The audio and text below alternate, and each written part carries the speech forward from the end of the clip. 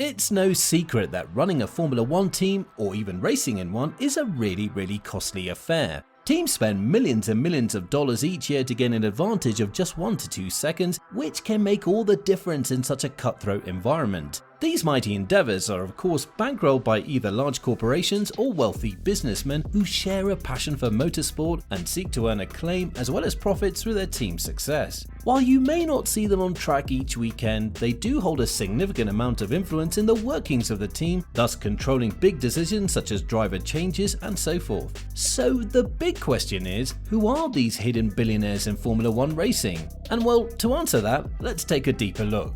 Kicking this list off is John C. Malone, who is currently the chairman of the Liberty Media Company. Malone is the largest voting shareholder of Liberty Media, which in turn owns the Formula One Group. His company bought a controlling stake in the Formula One Group to boost the sport's interest among American audiences. His bid to acquire the Formula One Group came at a cost of nearly $4.4 billion. Besides his interest in F1, Malone also sits on the board of Lionsgate Entertainment, Discovery Incorporated, and Expedia.com, among others. Malone at the moment holds the distinction of being the largest private landowner in the United States, with an estimated 2.2 million acres under his name. His current net worth, as per valuations from Bloomberg, is said to be around $9 billion. Next on our list is Sir James Ratcliffe, founder of the chemicals company Ineos. The name might seem familiar because Ineos is one of the many sponsors of the Mercedes-AMG F1 team. Sir Ratcliffe's company purchased a 1/3 stake in the team, while Toto Wolff and the Daimler Group share the remaining 2/3 in a deal that will be in effect up to 2025. In the meanwhile, Sir Ratcliffe has also shown a keen interest in other sports, having bought a sailing team, a cycling franchise, and a football club too. He was once the richest person in the whole of UK and is now currently second with a fortune of $28.2 billion, which still makes him the 55th richest person in the world. Interestingly, Sir Ratcliffe owns a residence on Lake Geneva in Switzerland, right besides that of F1 star Michael Schumacher.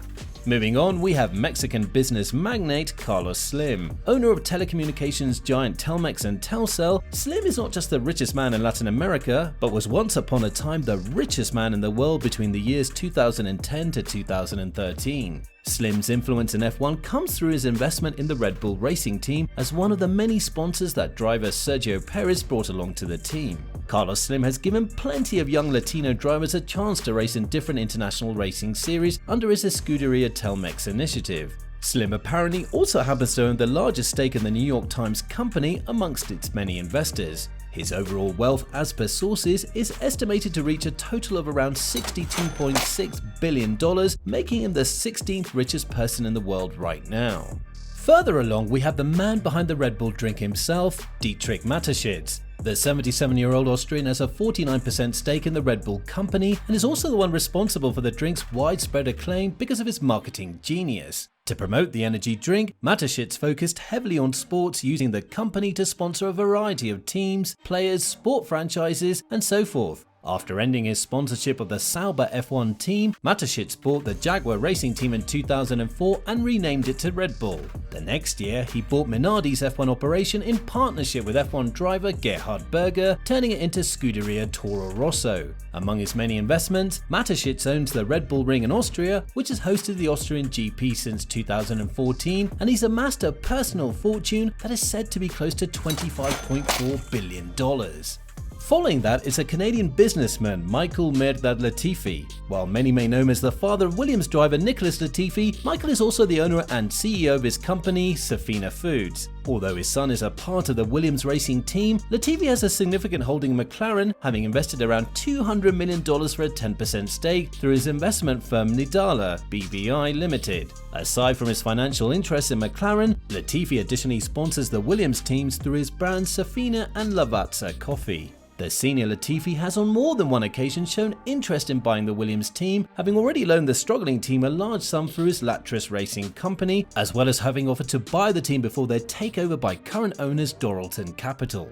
Up next is the chairman of the agricultural tractor company JCB, Anthony Bamford. The British billionaire is currently in charge of running the company started by his father Joseph Cyril Bamford, after whom the company is named. Anthony Bamford has always had a passion for motorsports, often collecting vintage Ferraris and at one point even owning the Mercedes-Benz W196, driven by racing legend Juan Manuel Fangio. Bamford was a part of the consortium led by Lawrence Stroll to buy luxury car manufacturer Aston Martin and rebrand the Racing Point F1 team in the wake of the pandemic. Moreover, Bamford has been quite interested in buying Jaguar cars from Ford back in 2006, but backed out of the deal as he did not wish to buy Land Rover as well at the time. In 2013, he was elevated to the House of Lords, which is the upper house of the UK Parliament, under the title of Baron Bamford. His net worth as of 2021 is estimated to be around $9.48 billion.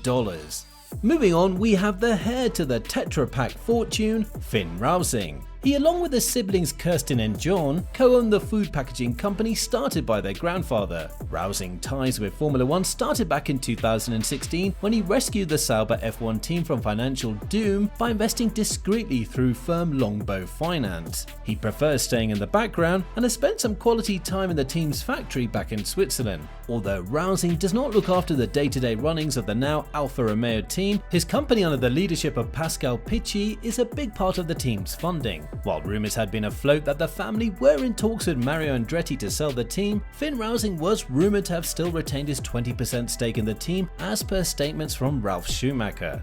Next up is Iranian-American businessman Jan Najafi, who serves as the vice chairman for McLaren Racing. Najafi is the chairman and CEO of Najafi Cos, who along with UBS O'Connor LLC and MSP Sports Capital invested a total of $284 million in McLaren for a 15% stake that will turn into a 33% stake by the end of 2022. Najafi has always been keen in investing in F1, having previously looked at teams such as Force India and Williams before finally turning to McLaren. He's also heavily involved in MSP Sports Capital as a partner and thus has a much larger stake compared to all the other investors in the recent deal. Apart from his financial ventures in F1, Najafi is part owner and chairman of the Phoenix Suns basketball team and additionally sits as a governor on the board of NBA.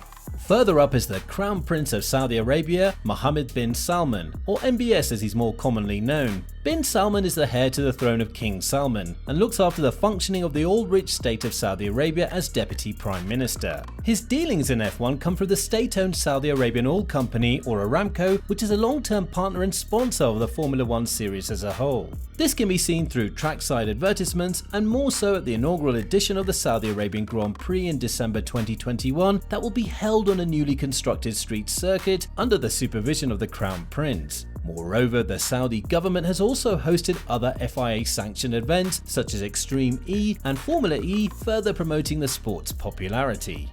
Our final entry on the list is Bernie Ecclestone, former CEO of the Formula 1 Group. A race car driver himself, Ecclestone is better known for his business acumen, having been responsible in large for the growth of F1 as a sport. Ecclestone initially managed F1 champion Jochen Rindt and later moved on to managing the Brabham team for 15 years. He further went on to handle the sale of F1's television rights and was instrumental in setting up the Concord Agreement between the FIA and the teams. Aside from his ventures in motorsport, Ecclestone and former Renault boss Flavio Briatore jointly owned the Queen's Park Rangers Football Club, later selling it to businessman Tony Fernandez. After Liberty Media's acquisition of the Formula 1 Group, Ecclestone was removed from his position as CEO and now remains as an advisor to the board. Despite this, his fortune is said to be around $3.5 billion.